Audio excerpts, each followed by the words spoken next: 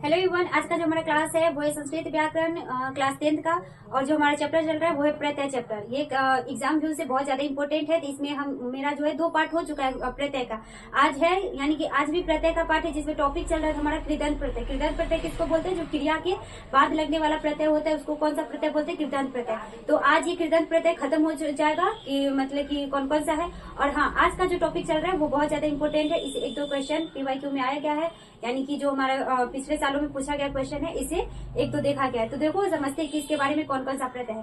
तो देखिए यहाँ पे कौन सा प्रत्यय है? त्रिज प्रत्यय। तो त्रिज प्रत्यय अगर जोड़ेंगे किसी क्रिया के बाद, तो देखो नी में त्रिज जोड़ेंगे तो एक बनेगा नेत्री या नेता, यानी कि 2 इसका बनेगा, एक नेत्री और दूसरा नेता। क्री में त्रिज जोड़ेंगे तो एक बनेगा कर्त्री और एक बनेगा कर्ता।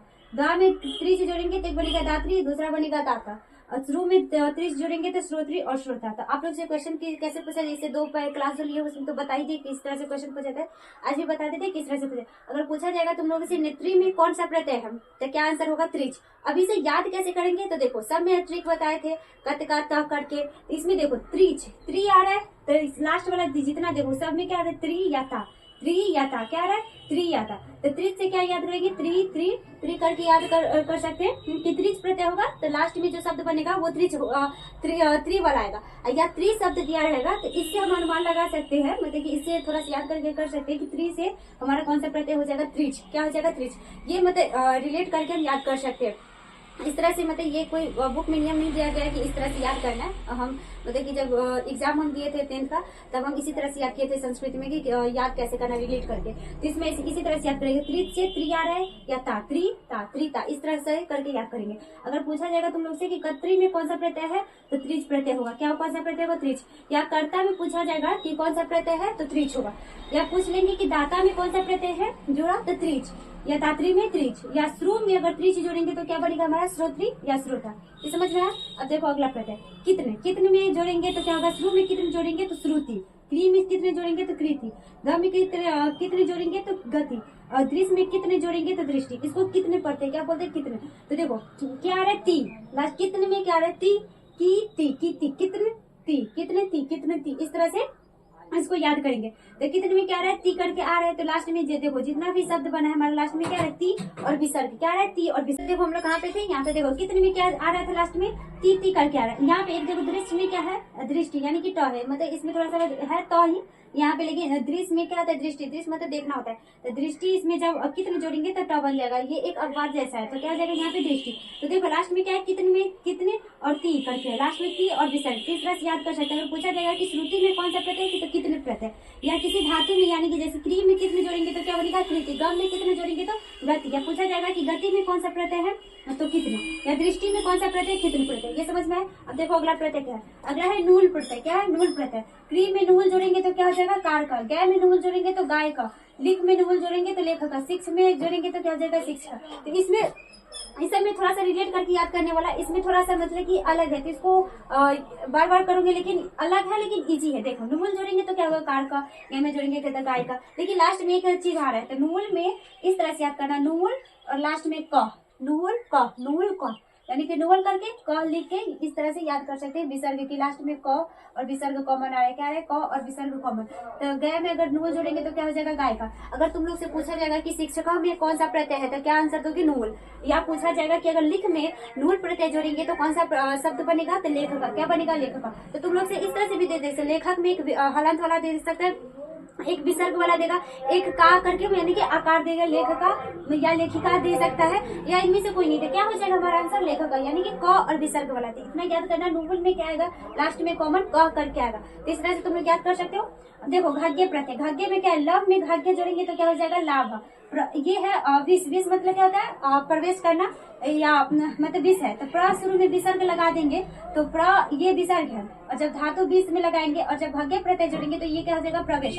तो तुम लोग से देखो इसमें 2 टाइप का क्वेश्चन पूछा जा सकता है। प्रवेश में कौन सा उपसर्ग है और कौन सा प्रत्यय है? तो उपसर्ग हमारा क्या हो जाएगा? प्र, और प्रत्यय क्या हो जाएगा हमारा? घाग्य। क्या हो जाएगा? घाग्य। तो प्र में उपसर्ग प्र और प्रत्यय घाग्य। तो ये समझ में आया? प्रवेश। उसी तरह से देखो रम में क्या हो जाएगा? घाग्य जोड़ेंगे तो राम। पच में जोड़ेंगे तो एक पाचा बनेगा या पाका बनेगा। तो इसमें देखो जो लास्ट वाला शब्द है ना वही उसी से बना है। लम में घाग्य जोड़ेंगे तो देखो इसमें सिर्फ आकार आ गया और इसमें क्या आ गया? विसर्ग, लास्ट में विसर्ग। तो क्या है लव में उसी तरह से, जैसे देखो रम में क्या है तो रमा, पच में क्या है आकार आ रहा है शुरू में और विसर्ग, ये दोनों थोड़ा सा अलग है तो इसको भी याद करना है। भाग्य अगर जो लव में भाग्य जोड़ेंगे तो क्या हो जाएगा लाभ, रम में विष जोड़ेंगे तो प्रवेश, रम में भाग्य जो राम, पच में जोड़ेंगे तो पाच या पाक। तो क्वेश्चन पूछा जा सकता है कि लाभ भी कौन सा प्रत्यय है, तो कौन सा प्रत्यय हो जाएगा भाग्य, या पूछा जाएगा कि रम में भाग्य जोड़ेंगे तो क्या बनेगा राम। इस तरह से ये प्रत्यय है। ये कृदंत प्रत्यय में इसमें दो और बचा है कृदंत प्रत्यय, इसको आगे बताते तब तक। चलो अब जो प्रत्यय में कृदंत प्रत्यय बचा हुआ पाठ है उसके करते उसके बाद तद्धित प्रत्यय करेंगे। तो देखो इसमें क्या बचा हुआ है, तो एक इसमें बचा हुआ है ल्यूट प्रत्यय। तो जब दृश में ल्यूट जोड़ेंगे तो दर्शनम होगा, पठ में ल्यूट जोड़ेंगे तो पठनम होगा, दा में ल्यूट जोड़ेंगे तो दानम होगा, ज्ञा में ल्यूट जोड़ेंगे तो ज्ञानम होगा। अब इसे याद कैसे कर सकते हो, देखो ल्यूट करके और लास्ट में क्या आ रहा है नम, नम कॉमन वर्ड आ रहा है, सब में कॉमन जितना शब्द है ये लास्ट में आ रहा है। तो ल्यूट जब जोड़ेंगे तो लास्ट में क्या होगा नाम। इस तरह से तुम लोग याद कर सकते हो ल्यूट नम, ल्यूट नम, ल्यूट नम, इस तरह से याद कर सकते हो। अगर पूछा जाएगा कि दर्शनम में कौन सा प्रत्यय जुड़ा है तो ल्यूट, अगर पूछेंगे कि पठनम में कौन सा प्रत्यय ल्यूट, अगर दा में ल्यूट जोड़ेंगे तो कौन सा शब्द बनेगा दानम, ज्ञा में ल्यूट जोड़ेंगे तो कौन सा शब्द बनेगा ज्ञानम। तो ये समझ में आया, ये कृदंत प्रत्यय कहते हैं। ल्यूट से किस तरह से याद करेंगे, ल्यूट और नम, क्या होगा ल्यूट और नम।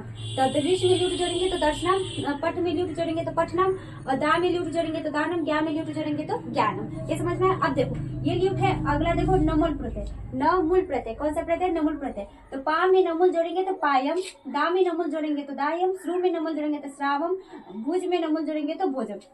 तो देखो लास्ट में इसमें या तो लास्ट में क्या है यम यम वम, यानी कि म हलंत करके आएगा, म हलंत करके, और जो शब्द है यानी कि उससे पहले वाला जो शब्द होगा यानी कि पा दा, तो उससे पहले देखो आकार और म, इस तरह से याद कर सकते हो कि नमूल में पहले आकार और म हलंत करके आएगा, क्या आएगा आकार और म हलंत करके। इसमें कॉमन है, जैसे भोजनम में मतलब कहीं कहीं पे भुज है तो भोजम, इस तरह से मतलब कि ओकार भी आ सकता है, लेकिन ज्यादातर जो कॉमन आता है वो आकार ही आता है। क्या आता है आकार, तो आकार एक दो मतलब की क्या बोलते हैं वाद जो आएगा उसमें मतलब कि ओकार भी हो सकता है, मतलब ऐसा नहीं है कि मतलब आकार ही, बस ये रिलेट कर बता रहे कि याद करने का तरीका कि आकार करके रहेगा ज्यादातर नमूल में, आकार या ओकार एक तरह से। तो लेकिन इसमें जो क्वेश्चन पूछा जाएगा ज्यादातर आकार वाला ही आता है। किस तरह से आता है आकार वाला, अगर बाई चांस आ गया ओकार वाला तो इस तरह से भी याद कर सकते हो। तो भुज में नमूल जोड़ेंगे तो क्या हो जाएगा भोजन। लेकिन लास्ट में देखो, लास्ट में क्या आ रहा है म हलंत एक कॉमन आ रहा है, क्या आ रहा है कॉमन आ रहा है। इस तरह से याद कर सकते हैं नमूल में क्या आएगा लास्ट में म हलंत करके, और शुरू में मतलब कि खुद से याद करने के लिए शुरू में आकार या ओकार इस तरह से आएगा। तो ये हमारा हो गया नमूल प्रत्यय। अगर पूछा जाएगा कि पायम में कौन सा प्रत्यय है, नमूल प्रत्यय। दा में कौन सा प्रत्यय है, दा में नमूल प्रत्यय जोड़ेंगे तो क्या हो जाएगा दायम। या श्रावण में पूछा जाएगा कि कौन सा प्रत्यय है तो नमूल प्रत्यय। ये समझ में आया। तो ये हमारा कृदंत प्रत्यय। तो कृदंत प्रत्यय यहाँ हमारा खत्म हो चुका है। अब अगला जो है तद्धित प्रत्यय। तो कृदंत प्रत्यय का क्या था, क्रिया में जुड़ने वाला, और तद्धित प्रत्यय क्या था, संज्ञा सर्वनाम विशेषण के बाद जो प्रत्यय आता है उस प्रत्यय को हम कौन सा प्रत्यय बोलते हैं, तद्धित प्रत्यय बोलते हैं। तो हमारा तद्धित प्रत्यय थोड़ा सा लंबा है। कृदंत प्रत्यय में कृदंत प्रत्यय में जो इम्पोर्टेंट है वही पूरा प्रत्यय खत्म हो जाता है एक बार, तो टिक करवा देते हैं कि कौन कौन सा इंपोर्टेंट प्रत्यय है, ताकि एग्जाम कम है तो उतना ही बस पढ़ना, क्योंकि इतना पूरा पढ़ने जाएंगे तो पूरा टाइम भी चला जाएगा। लेकिन जो ज्यादा इंपॉर्टेंट है वो सारा तो इम्पोर्टेंट है, लेकिन उसमें से भी जो ज्यादा इंपॉर्टेंट है बस उतना ही तुम लोग याद करना। जिस तरह से व्यंजन संधि का बता दिए थे कि व्यंजन संधि में उसमें कम से कम 14, 15, 16 नियम है, लेकिन उसमें से हम पूरा छाटकर 9 नियम बताए हैं जो ज्यादा इंपॉर्टेंट है। उससे मतलब कि बार बार क्वेश्चन पूछा जाता है हर साल, तो वो नियम बता दिए आप लोग, मतलब कि देख सकते हो शॉर्ट वीडियो में भी डाला गया है व्यंजन संधि के इम्पोर्टेंट नियम। और जो हमारा लास्ट वाला चैप्टर लॉन्ग चैप्टर है, मतलब कि लास्ट लेक्चर जो व्यंजन संधि का है उसमें डाल दिए कि लास्ट मतलब कि वीडियो के लास्ट में जाओगे तो वहां पे पूरा बता दिए कि कौन कौन सा चैप्टर इम्पोर्टेंट है वो वाला, तो वहां से तो आप लोग देख सकते हैं। और उसके बाद हाँ उसमें जो नियम है बस उतना नियम नोट कर लेना और उसका उतना ही याद करना। तो देखो यहाँ से हमारा कृदंत प्रत्यय खत्म हो चुका है। अब देखो यहाँ से तद्धित प्रत्यय। तो देखो तद्धित प्रत्यय क्या है, पहला तद्धित प्रत्यय में क्या है अन प्रत्यय। तो पांडु में जब अन जोड़ेंगे तो पांडवा बनेगा, रघु में अन जोड़ेंगे तो राघवा बनेगा, शिव में अन जोड़ेंगे तो सैभा बनेगा, वशिष्ठ में जोड़ेंगे तो क्या बनेगा वशिष्ठा। उसी तरह से मधु में अन जोड़ेंगे तो माधवा, सरस्वती में जब अन जोड़ेंगे तो सरस्वता, पुत्र में जोड़ेंगे तो पौत्र, मनु में जोड़ेंगे तो मानवा, विष्णु में जोड़ेंगे तो वैष्णव। देखो इसमें याद करने का तरीका बता रहे, अन जब जोड़ेंगे तो एक चीज कॉमन आ रहा है। देखो इसमें पांडवा में क्या आ रहा है वॉ करके, और एक नियम तो यहाँ पे अपाद जैसा है, वशिष्ठ में ये ठा आ रहा है। तो एक दो याद तो कर सकते हो इतना। हाँ देखो यहाँ पर भी क्या आ रहा है वह करके आ रहा है, सरस्वती में मतलब पहले वह आ रहा है लेकिन लास्ट में था, उसके बाद था वह करके क्या आ रहा है वह। तो अन्न से किस तरह से, जैसे कि वह करके आएगा इस तरह से रिलेट करके याद करने की, ज्यादातर अन्न में क्या आएगा वह करके आएगा एक ठा, और उसके बाद जैसे पौत्र हो गया पट, सरस्वता हो गया सरस्वता, ये जैसे मथुरा में जोड़ेंगे तो क्या मथुरा होगा, क्या हो जाएगा माथुरा, यानी कि अ और विसर्ग मतलब कि विसर्ग वाला आएगा। तो इस तरह से याद कर सकते हैं। पांडु में अन जोड़ेंगे तो क्या होगा पांडव। क्वेश्चन किस तरह से पूछा जाएगा, अगर पूछा जाएगा कि मानवा में कौन सा प्रत्यय है तो अन प्रत्यय, या मनु में अन प्रत्यय जोड़ेंगे तो क्या बनेगा मानवा। अगर पूछ लेंगे कि विष्णु में अन प्रत्यय जोड़ेंगे तो क्या होगा वैष्णव, या पूछेंगे कि वैष्णवा में कौन सा प्रत्यय तो अन प्रत्यय। अगर पूछेंगे कि पांडवा में कौन सा प्रत्यय है तो अन प्रत्यय, या पूछेंगे कि रघु में अन प्रत्यय जोड़ेंगे तो क्या बनेगा हमारा राघव, क्या बनेगा राघव। तो ये तद्धित प्रत्यय का पहला नियम है। इसमें और ज्यादा है, तद्धित प्रत्यय थोड़ा सा लंबा है लेकिन हाँ इस इजी भी है, जल्दी याद भी हो जाएगा और इसे क्वेश्चन आता भी है। तो इतना नोट कीजिए आप लोग। तद्धित प्रत्यय में आगे वाला प्रत्यय पढ़ते हैं कि क्या नियम है। तो देखो यहाँ पे समझते हैं। तद्धित प्रत्यय में क्या है इज्ञ प्रत्यय।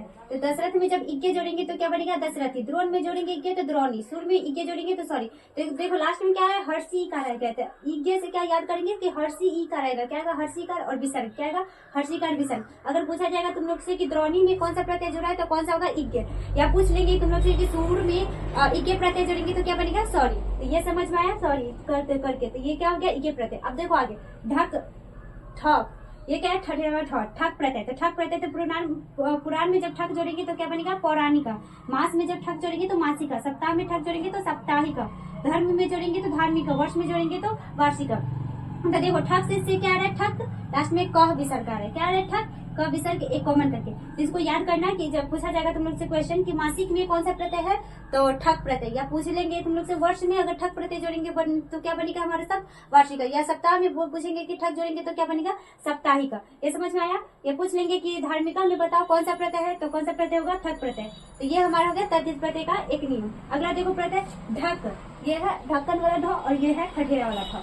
तो ये ढक प्रत्यय जोड़ेंगे तो राधा में जब ढक जोड़ेंगे तो क्या हो जाएगा राधे, गंगा में ढक जोड़ेंगे तो क्या हो जाएगा गांगे, उसके बाद भागिनी में ढक जोड़ेंगे तो क्या हो जाएगा भागिनी। अगर पूछ लेंगे कि राधे में कौन सा प्रत्यय है तो ढक प्रत्यय, कौन सा प्रत्यय ढक प्रत्यय क्या होगा ढक। तो ये ढक प्रत्यय हो जाएगा। गंगे में पूछे जाएंगे कि कौन सा प्रत्यय है तो ढक। अगर पूछ लेंगे कि भागिनी में अगर ढक जोड़ेंगे तो क्या बनेगा भागनी है। तो लास्ट में देखो ढक में क्या आ रहा है ए और यह करके क्या आएगा ए और यह विसर्ग करके आएगा, यानी कि शुरू वाला जो यह से पहले वाला जो शब्द होगा सॉरी अक्षर होगा उसमें एकार रहेगा और लास्ट में य और विसर्ग, ये ज्यादातर कॉमन आएगा। ये किसमें आएगा ढक में क्या आएगा, किसमें आएगा ढक में। ये ढक्कन वाला कंफ्यूज हो रहा है ढक, तो क्या हो जाएगा ढक। तो देखो यहाँ पे ठक में क्या आएगा कहा आएगा और ढक में क्या आएगा ए और यह करके आएगा। इतना समझ में आया। देखो इमनिच, तो इमनिच का जो जब जुटेगा ना प्रत्यय तो उसमें क्या जुड़ता है माँ जुड़ता है। तो क्या होता है इमनिच का इसमें प्रत्यय जो जुड़ता है माँ जुड़ता है। तो देखो भू में इमनिच जोड़ेंगे तो क्या होगा भूमा, भून में इमनिच जोड़ेंगे तो पूर्णिमा, गुरु में इमनिच जोड़ेंगे तो गरिमा, प्रिय में इमनिच जोड़ेंगे तो प्रेमा। तो ये जो भी ढक प्रत्यय इंग्लिश पढ़ाए ये दोनों से मतलब कि ज्यादा क्वेश्चन देखा गया। तो देखो प्रत्यय से तो सबसे क्वेश्चन आता है लेकिन इन दोनों से ज्यादा क्वेश्चन आता है, तो इसको ध्यान से समझना। इंग्लिश में क्या आता है माँ, इस तरह से याद करेंगे। तो भू में जब इंग्लिश जोड़ेंगे तो भूमा, पूर्णिमा में अगर पूछ लेंगे कौन सा है तो इमनिच प्रत्यय। अगर बाई चांस मान लो कि अगर इमनिच ना देकर ऑप्शन में माँ दे दिया तो क्या लगाओगे तुम लोग, माँ भी लगा सकते हो अगर दे दिया, लेकिन सही ही देगा, क्या देगा इमनिच ही देगा, क्या देगा इमनिच। अगर कहीं बाई चांस दे दिया कि माँ होगा तो क्या हो जाएगा माँ लग जाएगा। अगर गुरु में पूछेंगे कि इमनिच जोड़ेंगे तो बनेगा क्या गरिमा। अगर पूछ लेंगे तुम लोग से कि प्रेमा में कौन सा प्रत्यय जुड़ा है तो कौन सा हो जाएगा हमारा इमनिच प्रत्यय, कौन सा प्रत्यय होगा इमनिच।